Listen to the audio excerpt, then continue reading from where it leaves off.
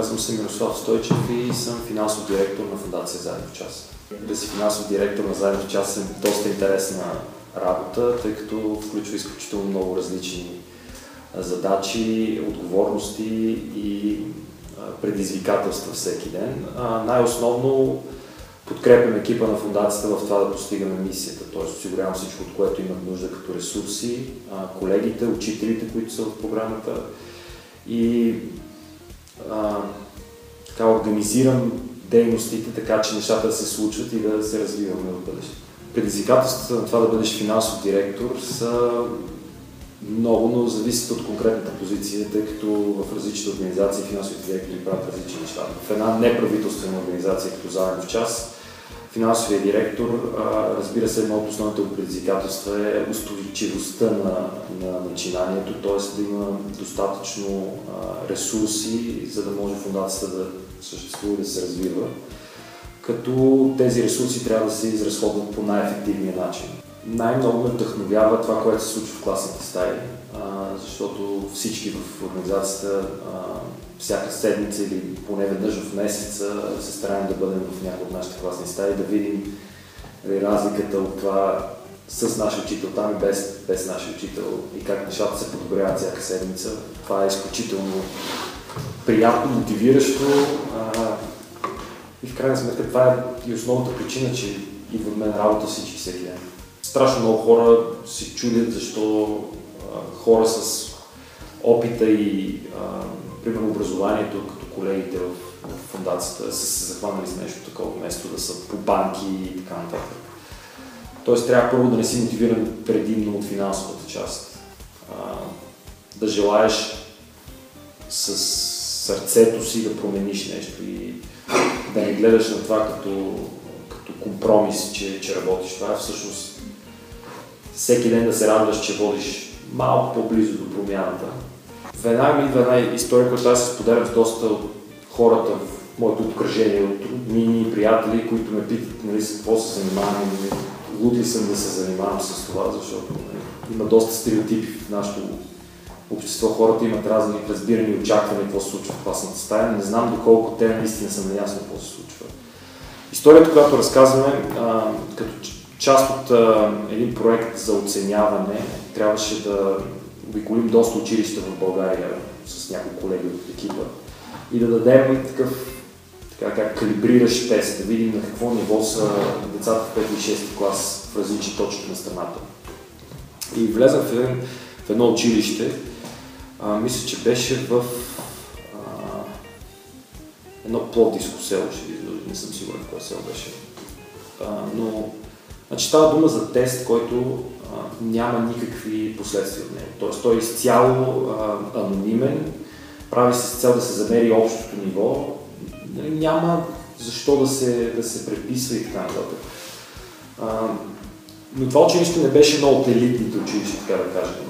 Когато влезнах, учителя събра децата на почти на теста и ме представи. Аз казах, нали, дошъл съм тук, защото за нас е много важно да измерим, нали, на какво ниво са ви знанията по литература и по математика. При което учителя ме прекъсна, така както съм пред 20 деца и каза, защо стоиш тук са едни от най-тъпите деца в цяла България, виждаш какво правите тук. И те, нали, избухнаха смях децата, така е, господин, не си губете времето с нас, но тук сме много зле. Което направо ме побърка и такъв тип коментари, за съжаление, чувам през цялото време. Това е материал, с който работим, толкова си могат децата и просто замислих какво би било, ако аз съм един от тия деца и някой учител, който няма нищо да кажа за какъв учител, точно този конкретен пример, но ми каже ти толкова можеш. И аз, тъй като нямам друг човек, от който да видя и да науча нещо друго, аз си тълпявам, че аз толкова мога и ставам, нали, това после го предавам на децата си и така нататък. По никакъв начин не се къса тази верига, която занижени очакване. И когато го чуеш, нали, тия деца, които наистина нямат никакъв шанс, само да им се казва толкова можеш, много, много неприятно. Университетското си образование съм завършил бакалавър в Държавния университет в Минесота, магистър съм завършил в университета Йейл, конкретно училището за мениджмънт.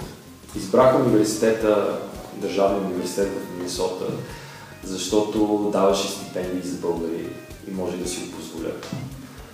Същевременно беше в спокойна част от страната, където няма, така да кажем, изкушение от това да не учиш и да работиш. Общо средата е много подтикваща към учене и работа, което за мен беше важно като ще ходя в друга държава да взема образование, да взема добро образование, не да си губя времето. Начин преподаване е различен за всеки преподавател. Имаше преподаватели, които преподават по-зле от български преподаватели, имаше, които бяха невероятни.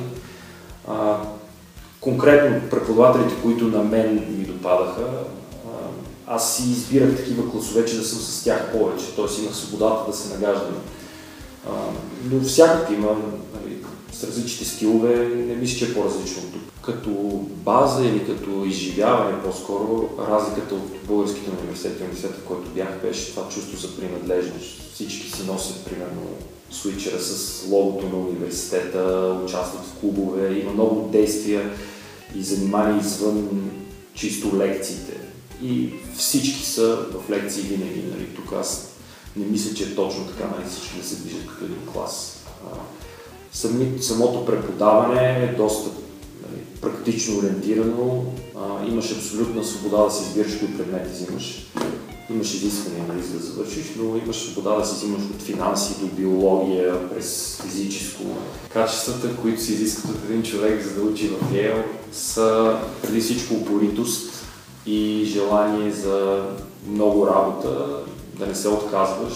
Аз, например, кандидатствах за Йейл още през 1998 година, когато си търсих университет. И ме отхвърлиха, колко, може би 10 години по-късно ме приеха, вече за друга степен там.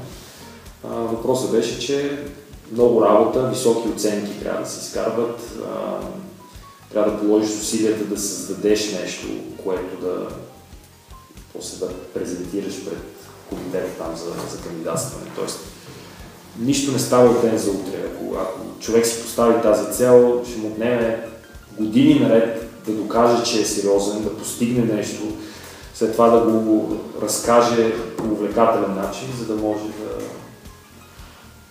да приема. Интересите ми извън работата предимно са фокусирани върху едногодишната ми дъщеря, която изисква страшно много внимание на този етап. Обожавам да си подхвърляме топка, да разглеждаме листата по улиците и да се разхождаме въобще. Това може би ми е най-любимото занимание. След това страстта ми към моторите. От ранна детска възраст съм запален, включително съм след 10 години в Америка, единството, което си донесох оттам беше един контейнер с мотора ми вътре. Така че това мога да кажа, че ми най-любимите хора. Най-важното послание към хората, които им предстои избор на професионално и академично развитие в бъдеще е: не се страхувайте да експериментирате и да грешите. Търсете възможно най-много достъп до различни култури, неща. Търсете себе си, без да се затваряте в една кутия. Моят път е дълъг и изпълнен със смисъл.